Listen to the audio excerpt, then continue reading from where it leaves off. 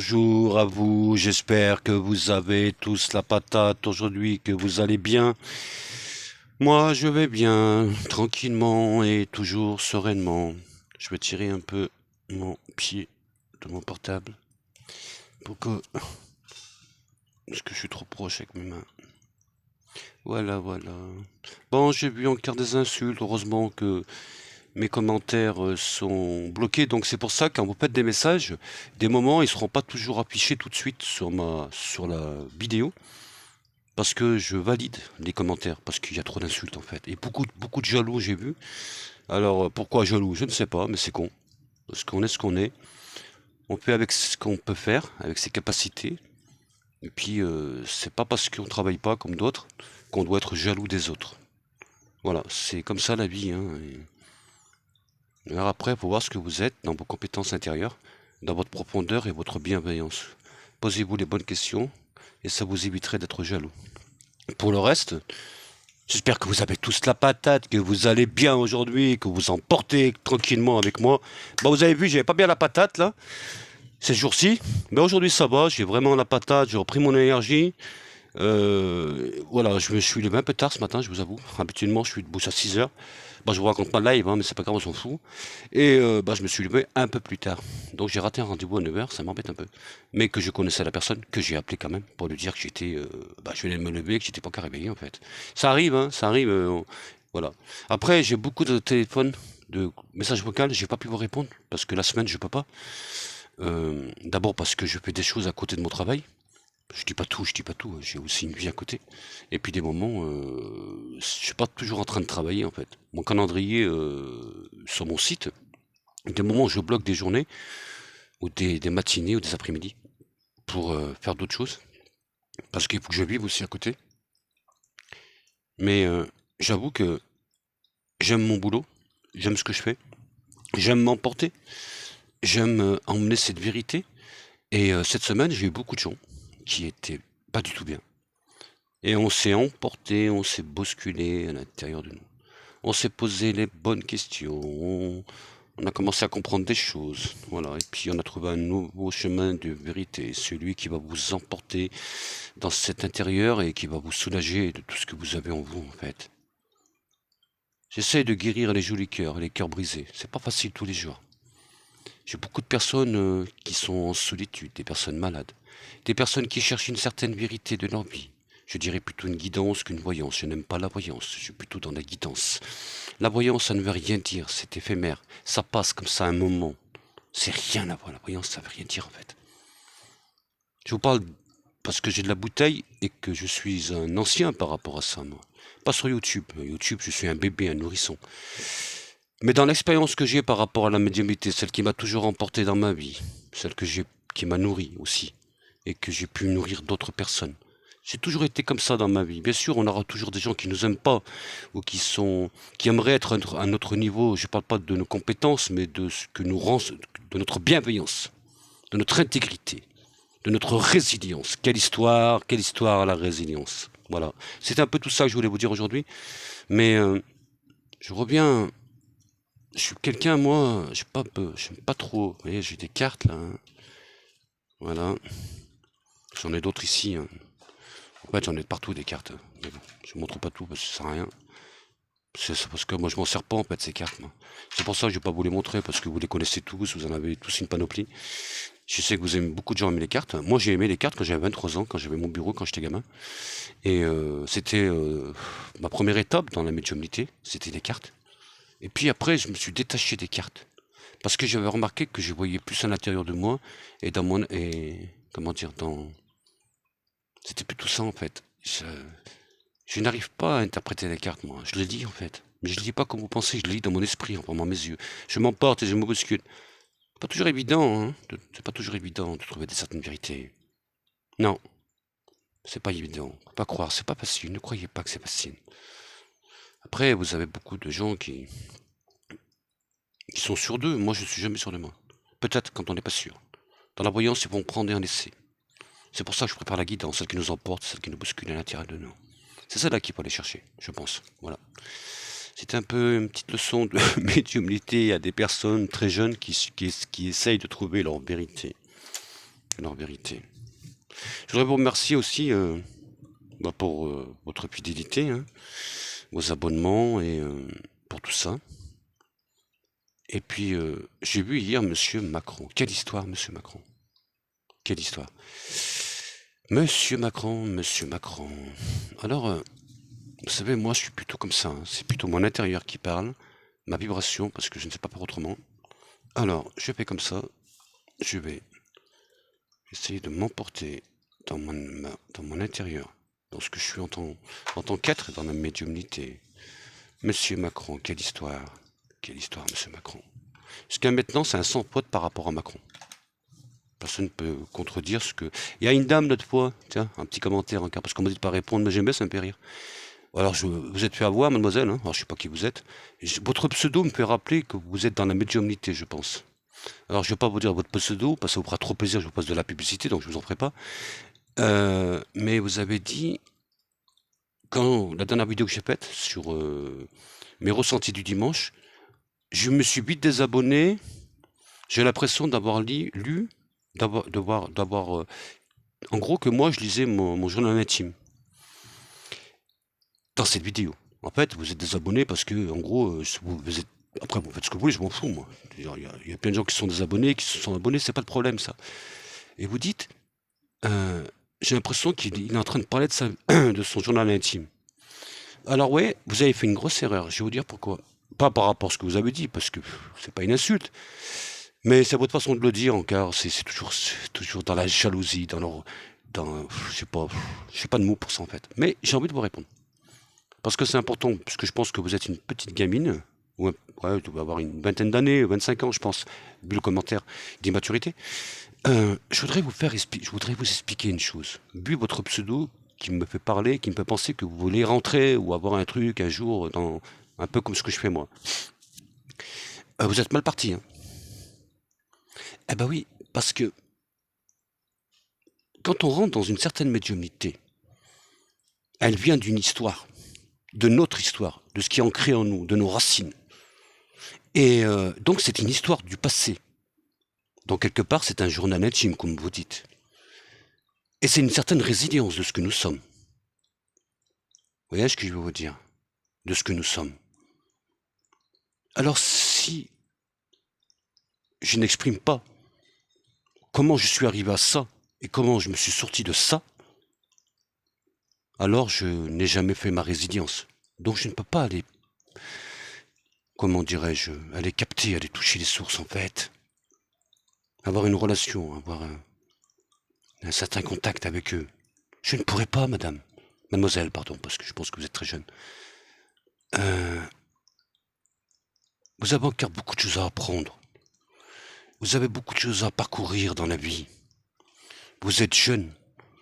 Vous êtes très jeune. Pour l'instant, vous êtes très proche. Vous êtes à côté d'un robinet d'eau en fait. Mais c'est parce que pour l'instant, vous ouvrez votre robinet. Un jour, vous comprendrez que vous serez obligé de traverser le désert pour trouver la source.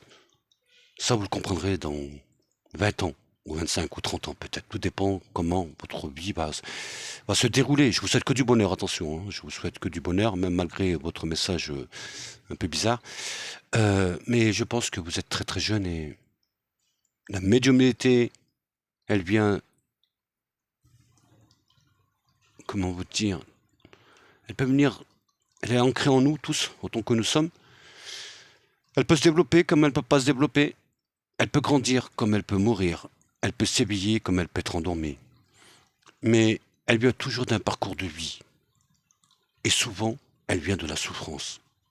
Et j'ai remarqué que la plupart des gens qui m'ont dit « Monsieur Mi, j'ai envie de faire telle chose, je sens comme ça, je me sens comme si », c'est des gens qui croient en ce qu'ils font, parce qu'ils ont de bienveillance et d'activité. Et tous ces gens-là, ils ont eu un parcours très difficile dans leur vie. Donc, vous voyez, mademoiselle, le journal intime, quand on le partage avec d'autres, on peut leur emmener une force spirituelle. Quand vous aurez compris ça, eh ben, vous aurez grandi beaucoup dans votre intérieur. Voilà, mademoiselle. J'ai beaucoup parlé, je suis désolé. Mais non, parce que j'avais envie de dire 2-3 trucs comme ça, là. J'ai plus de stylo qui marche. Quelle histoire, quelle histoire. Ouais. Alors, j'en avais plein, je sais pas où ils sont passés. Et ben voilà. Moi, je suis zen, hein, je reste zen. Même si des moments, je suis un volcan à l'intérieur de moi. Comme tous, en fait. Bon, alors, qu'est-ce qu'on en pense de M. Macron hier? C'était compliqué, hein. Eh oui, Monsieur Macron, j'avais dit à Monsieur Macron, j'avais dit Madame Bourlandois, et Monsieur Macron, j'avais virage à droite, 8 députés de la droite, des ténors de la droite et les républicains. Quelle histoire. Bon, Monsieur Macron, je vais dire Monsieur Macram, oui, Macram, cramé. C'est-à-dire cramer quoi? C'est que le parti le parti du président, sa petite majorité, c'est même pas une majorité, mais voilà, cette petite majorité, si on peut l'appeler comme ça, elle est cramée, monsieur le président. Votre mandat est cramé. Il est fini, votre mandat, monsieur le président. Donc, je pense qu'après les élections, je pense que, en fait, euh, j'ai rien contre Attal, moi. Moi, j'ai rien contre le gouvernement, quoique je suis pas content, comme tous. Euh, je crois que monsieur Attal, ça va être encore infusible, comme Alain Borne, hein, comme sur le Premier ministre, ils ont toujours été des fusibles, hein. Il l'a pas hier, vous regardez, il l'a pas nommé, il n'a pas dit son prénom une fois, hein. Il n'a pas dit Attal, hein. Mon Premier ministre, le Premier ministre, on voit que c'est toujours le président qui est le Premier ministre.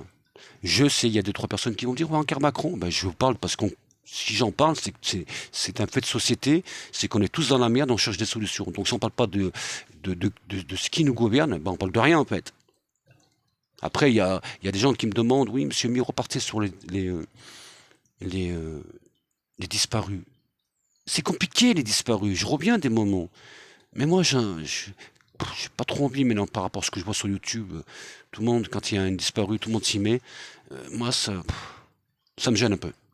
Alors je préfère, si un jour j'ai vraiment des informations importantes, je le dirai. Mais sinon, je le ferai pas. Pour l'instant, en tout cas. Donc, pour moi, Monsieur Attal, il va peut-être faire quelques mois après les élections européennes. La claque, la claque, la claque. Les insomnies vont exploser, hein. Les insomnies, ça va exploser. Et je pense que je sens comme ça en fait, moi. Je pense que plutôt, j'avais parlé il y a quelques mois, rappelez-vous, quelques mois de ça, que je voyais qu'en Europe, les gouvernements seront en majorité extrême droite. J'avais parlé comme ça, et je me pose la question, mon Dieu, quelle histoire. Où on va comme ça? Est-ce que par exemple, je ressens plutôt moi que l'Europe à un moment, elle va se dissoudre. Pas sur tout, mais sur beaucoup de choses. Il y a des choses qui vont être changées en Europe. Je pense qu'on rentre dans les 3 ans qui arrivent là, à des gros problèmes en Europe. Hmm. J'ai mon pendule, mais c'est plutôt une vibration que je ressens à l'intérieur de moi. Je ne cherche pas de sens, peu importe. C'est plutôt ce que je ressens à l'intérieur de moi. Je prends rarement de pendule aussi, vous l'avez remarqué. Mais je sens plutôt ça en fait. Quelle histoire. Monsieur Attal, après les élections européennes, je pense que juin, juillet, août, septembre, octobre, il n'y a plus Attal. Octobre prochain, je pense octobre, novembre, il n'y a plus Attal. Je vois plutôt à un moment une grosse crise politique en France. Je vois une grève de la faim, une grève générale. Je vois ça un peu je veux dire allez, je ne vais même pas trop parler de temps, mais dans les mois qui arrivent. Alors je donnerai pas de temps parce qu'après je me peux démonter avec ça, parce que dans la médiumnité le temps est très dur à définir.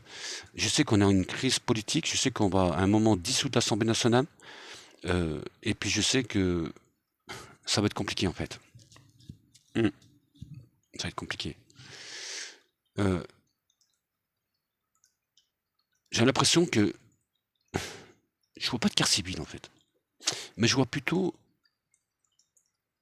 des peuples en Europe qui vont se révolter.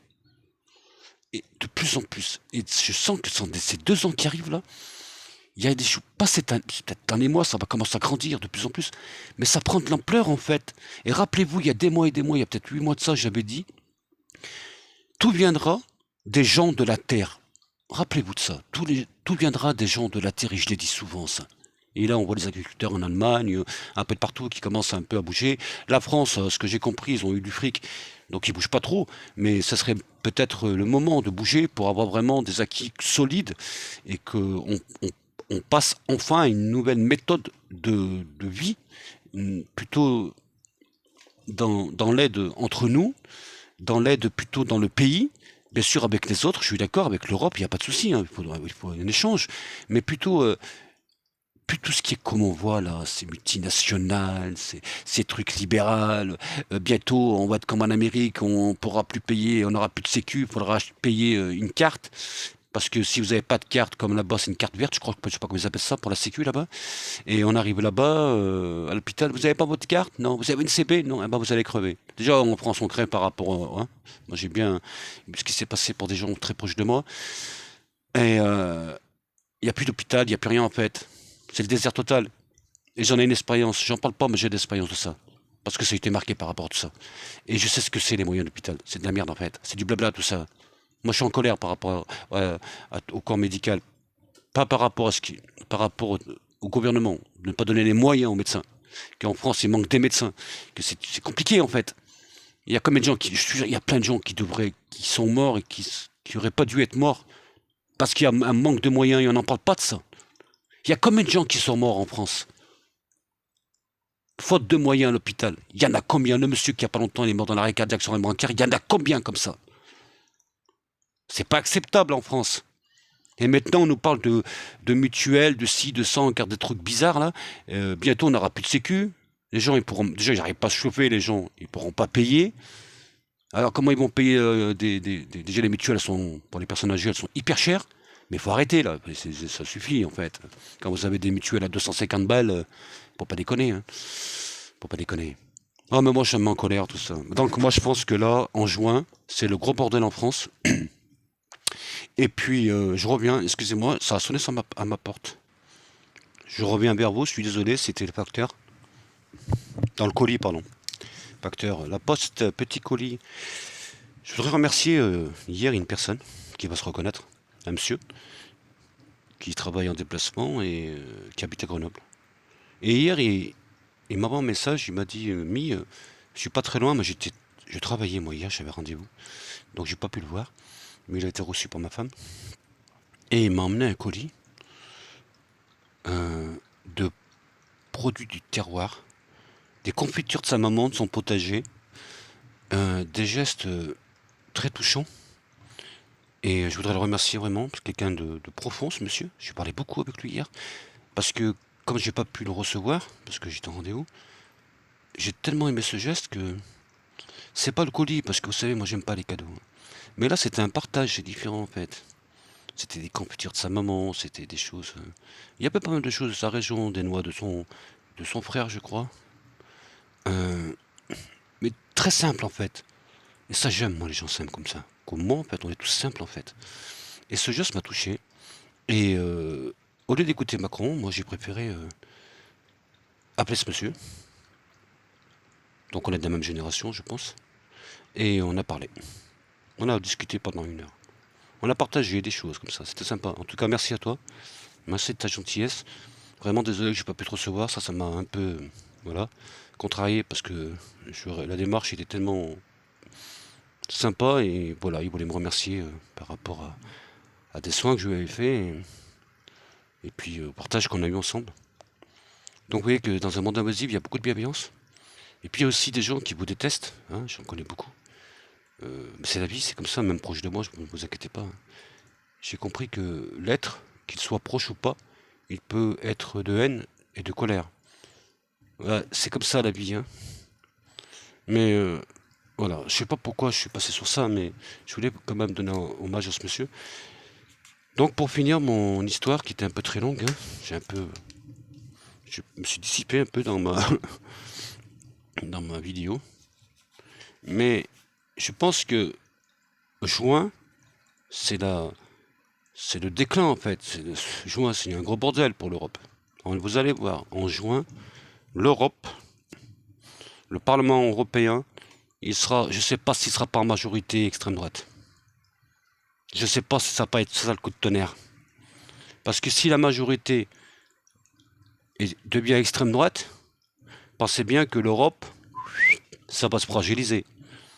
Et pensez bien que ils vont arrêter de financer l'Ukraine, bon, quelque part ce serait peut-être aussi bien, et puis d'essayer de trouver des arrangements pour qu'on arrête cette guerre. Parce qu'elle sera sans fin sinon. Euh, je crois que Macron, son mandat est fini. J'avais parlé, rappelez-vous, il y a juste bien avant que le gouvernement soit nommé, que j'ai dit qu'il partira plutôt à droite. Euh, J'avais dit ça va être la guerre avec Souti. Hein. Souti, il n'est pas content.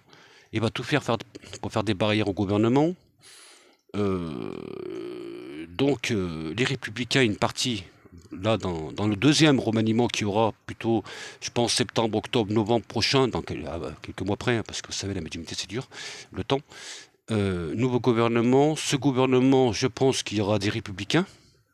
Quoique peut-être Ciotti, hein, qui sait la vie. Je pense qu'il préfère prendre Ciotti dans son gouvernement que le voir chez Marine Le Pen. Et Marine Le Pen va essayer de tout faire pour récupérer les Républicains. Tout ça, je l'avais prédit depuis des mois et des mois. Et on en est en plein dedans, en fait. Mais, qu'est-ce qui se passe? C'est que moi, je pense que l'Europe va se couper en deux. Ouais.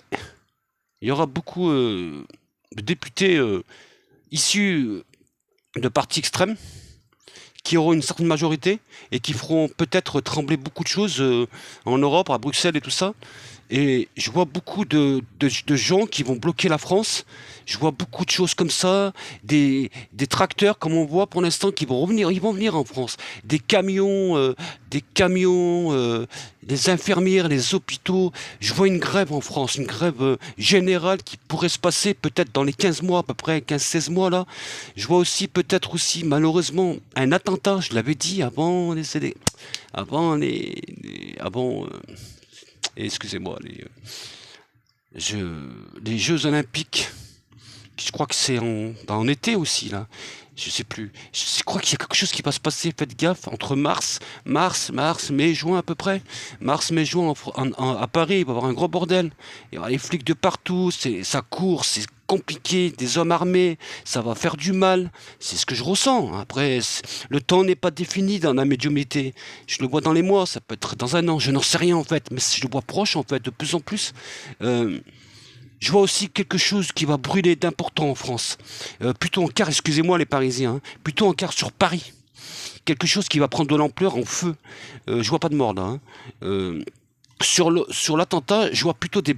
Je sais pas si... C'est compliqué en fait. Je peux pas trop dire en fait, parce que je sais pas. Mais je vois des gens par terre un peu. Mais je vois qu'aussi tout ça va nous emporter. Je vois un coup de théâtre, je le dis il y a pas longtemps pour Émile. Coup de théâtre pour Émile. Ouais. Coup de théâtre, là je m'emporte, je me bouscule, mais c'est obligé, c'est comme ça que ça se passe en fait. Je pense que aussi je me suis un peu mélangé en politique, en tout ce que je vois, mais voilà, c'est comme ça. Euh, ce qu'on a eu là, c'est pas ce que je vois moi, le tsunami. Il y a eu beaucoup de trucs d'eau là, mais c'est pas ça moi que je vois. Parce qu'avant-hier, quand j'ai vu la Réunion, à côté de la Réunion, parce que c'est dans le même endroit, je voyais beaucoup d'eau, beaucoup d'eau, beaucoup d'eau. Après, je sais plus quelle île à côté, elle a été inondée, c'était gros bordel. Je voyais beaucoup d'eau dans mon esprit, mais bon, ça c'est pas non plus exceptionnel. Mais c'est des ressentis, je peux dire pour moi, qui sont banals. Mais les plus forts, ils sont là en fait. C'est comme le jeune de la Tour Eiffel, dont la personne qui s'est fait tuer, et que j'avais bien décrit précisément. Et c'est pareil, c'est bien précis dans ma tête en fait. Il y a 5 hommes, ils sont là, ils sont sur Paris, pour faire des choses graves. Il faut vraiment intervenir en fait. Il faut me croire parce que je me suis pas trompé pour la Tour Eiffel. Donc il faut faire attention à tout ça. Il y a des gens qui dorment là et qui vont faire des choses pas bon. Et moi ça me fait peur en fait. Voilà. Alors vers la statue, vers cette place, vers ces arbres, très très loin on voit la Tour Eiffel. J'arrive pas à être plus précis pour l'instant. Peut-être un jour, un moment, j'arriverai à m'emporter dans une autre dimension pour trouver d'autres plages plus précis. Parce que des moments, il me faut du temps. Je m'approche de plus en plus dans ce flash. Il devient de plus en plus précis. Mais des moments, le rideau ne veut pas s'ouvrir entièrement. Alors il me fait découvrir petit à petit les choses. Quelle histoire qui nous emporte. Voilà, rien, aucune carte, comme ça, à mon intérieur. Voilà. Mais on rentre dans il va se passer beaucoup de choses en Europe. L'Europe ne tient qu'à un fil. Et je pense que l'Europe sera en majorité à un moment extrême droite. Et elle va basculer beaucoup de choses. Rappelez-vous que en Europe, dans toute l'Europe, l'Europe prendra feu. Elle va brûler par rapport à la colère du monde, du peuple d'Europe. Ils ont trop subi en fait. Ils ont trop subi en Europe. Il y a une dame il n'y a pas longtemps, elle me dit, j'ai dit, voilà, tiens, je vais reprendre aussi un commentaire, je vais en profiter pendant que j'ai du temps. Faut pas déconner, alors je prends en gros, faut pas déconner, vous abusez, faut pas non plus abuser, là en France, que les Français crèvent de faim. Alors première chose, madame, moi j'ai connu ça quand j'étais petit. Alors dites-moi pas qu'en France on crève pas de faim, parce que moi je l'ai connu quand j'étais gamin. Et j'ai tous mes copains où j'habitais dans mon quartier, ils ont connu la faim. Alors si à l'époque on a connu la faim, vous pensez bien qu'aujourd'hui c'est encore pire la vie, eh ben on la connaît. Parce que, bon je la connais pas, mais il y a plein de gens qui la connaissent aujourd'hui. Et madame, ce que faudrait vous savoir, peut-être que vous ne sortez pas de chez vous, ou que voilà, vous êtes dans votre déni. Ce que je peux vous dire, c'est que moi j'ai plein de gens au téléphone. Ouais. J'ai plein de gens qui ne peuvent pas payer l'électricité. Il y a plein de gens qui peuvent pas. Qui me parlent dans leur vie. Des moments, faut pas croire, hein, je ne suis pas qu'en consultation, je suis pas une machine à carte bleue, moi. Moi, des moments, je passe du temps avec des gens quand j'ai du temps. Parce que je donne beaucoup de mon temps aussi. C'est de la bienveillance, hein, c'est pas du fric, hein. Donc quand vous êtes avec quelqu'un qui touche 500 balles par mois, vous pensez bien que je vais pas lui prendre 100 balles, hein. Même pas 30 balles, hein, parce que je pourrais pas le faire ça. Voilà. Après, je sais qui c'est qui a de l'argent, qui c'est qui en a pas, qui c'est qui peut me payer, qui c'est qui peut pas. Je peux pas le faire à tout le monde parce que j'ai une activité. Mais si quand je peux, je le fais. Parce que je suis de bienveillance en fait. Vous voyez ce que je veux vous dire? Mais quand vous dites qu'en France il faut pas abuser parce que vous m'avez parlé de Madagascar, vous m'avez parlé d'autres pays. Bien sûr que je le sais qu'il y a d'autres pays qui sont encore pire que la France. Mais madame, je vais vous dire une chose. C'est pas parce qu'on a un doigt, qu'on a que le doigt coupé qu'on souffre moins que lui qui a la jambe coupée, hein. Vous voyez ce que je veux vous dire? Toutes les souffrances sont à leur mesure de la personne. Il y a des personnes qui vont se faire couper les deux jambes, ils vont se relever. Il y en a un qui va se faire couper le doigt, il va pas se relever. Vous voyez? Ça, c'est après, c'est comme ça. Alors, faut pas tout confondre en fait. La France, les gens crèvent de faim, madame. Oui, je vous le redis. Madame, moi j'ai des personnes âgées. Alors dites-moi, madame, les gens qui se chopent à 12 degrés. À 12 degrés, donc ils ont 12 degrés chez eux en hiver. Est-ce que vous pensez qu'ils se mettent un beefsteak tous les jours à manger? C'est une question que je pose, hein. À votre avis? Eh oui. Alors madame, je vais vous dire un truc. Quand on ne connaît pas, si vous êtes peut-être eu maman et papa toute votre vie, moi aussi vous me direz, mais que votre vie a été plus passée que la mienne quand j'étais gamin, bah, c'est tant mieux pour vous, vous n'avez pas vécu ce que j'ai vécu. Moi j'ai pas honte, moi j'ai honte de rien du tout, moi je dis, moi voilà, moi je m'en fous en fait, moi j'ai rien à cacher. Moi j'ai connu tout ça. Alors je ne veux pas encore en parler parce qu'ils vont dire, ouais, il parle de son journal de intime. Bon, d'abord, j'ai jamais eu de journal intime, j'aime pas écrire. Alors, j'aime pas écrire, on me l'appelait pas de chat à l'école quand j'étais petit, Bernadette de Jean, c'était ma prof, elle était sœur. Elle me disait, non, non, tu feras jamais rien, toi. Ouais, je ferai jamais rien, elle me disait souvent. Une chose que j'ai faite de ma vie, c'est que j'ai emporté des gens avec moi. Ils se sont bousculés et ils se sont emportés dans une certaine vérité qui s'appelle la bienveillance.